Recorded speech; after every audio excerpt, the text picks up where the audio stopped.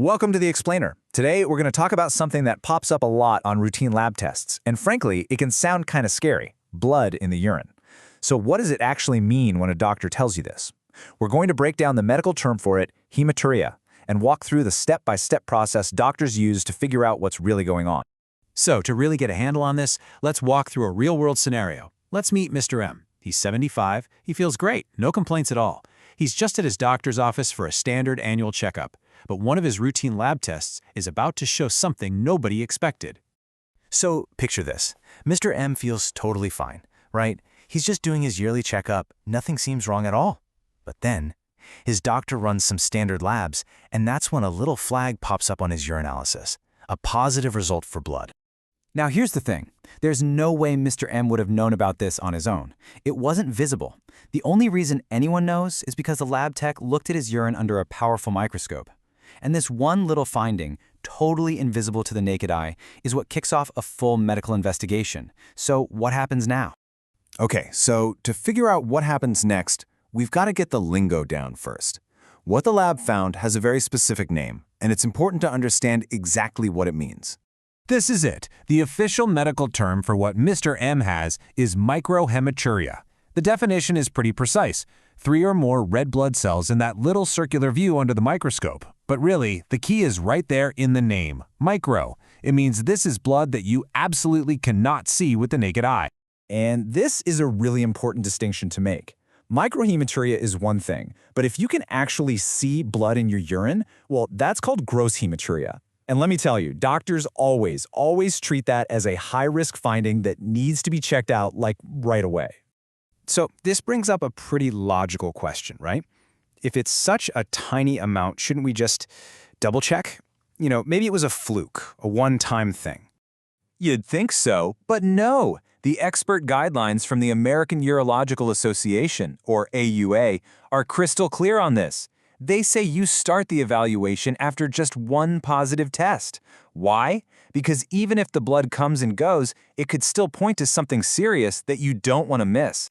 Now, another thing you might think is, oh wait, Mr. M is on a blood thinner. That's got to be it, right? Well, that's a common thought, but the guidelines are really specific here. It doesn't change a thing.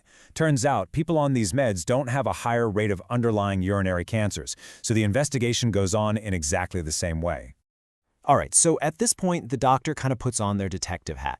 It's time to start gathering clues from the patient's personal and medical history to figure out what their individual risk level really is. And they're not just asking random questions, they are laser-focused on a very specific list of clues. We're talking about things like age, a history of smoking, any past episodes of visible blood, and even things like certain jobs or past medical treatments. So when the doctor goes through Mr. M's chart, bam, 2 things just jump off the page. He's 75 years old, and he has a 50-pack-a-year smoking history. Just to put that in perspective, that's like smoking a pack a day for 50 years. That combination, his age, and a long, heavy history of smoking, immediately sets off some alarm bells. Okay, so with those big clues in hand, the doctor doesn't just wing it. There's a formal, standardized system they use to categorize exactly how much risk Mr. M is facing. It's like climbing a ladder of risk. And here's how that system works. It's all laid out by the AUA. First, you gather all that patient history and the risk factors we just talked about. Second, you look at the actual lab results. How many red blood cells do they find?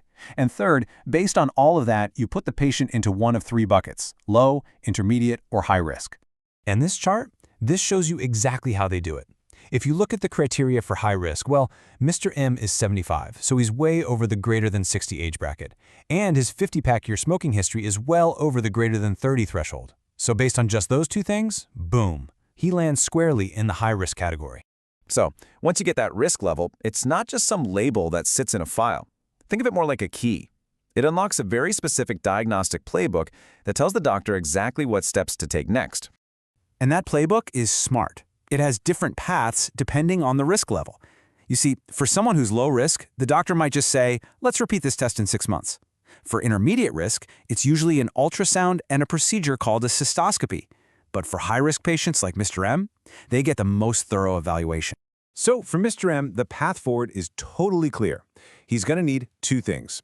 First, a CT urogram. That's a really detailed scan that gives a great picture of the kidneys and all the tubes connected to the bladder.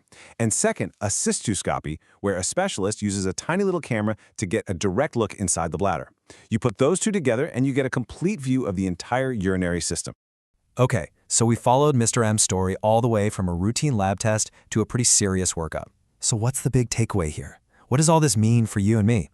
Let's start with probably the most important and honestly the most reassuring number you're going to hear about this. Out of all the people who have this finding, microhematuria, only about 2 to 5% are actually found to have a urinary tract cancer. So what's the bottom line? It's this. While you absolutely have to investigate this finding, for the huge majority of people, the cause is not cancer. It could be something totally benign, like a simple UTI, or even just from working out too hard.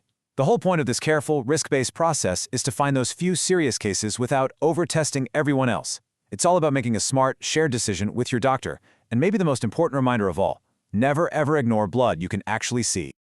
You know, Mr. M's story is a great example of how this systematic medical approach works. It takes something unexpected and maybe a little scary and turns it into a clear, logical plan. It really shows how being informed can transform that feeling of uncertainty into a feeling of empowerment. And that leaves us with one final thought to chew on.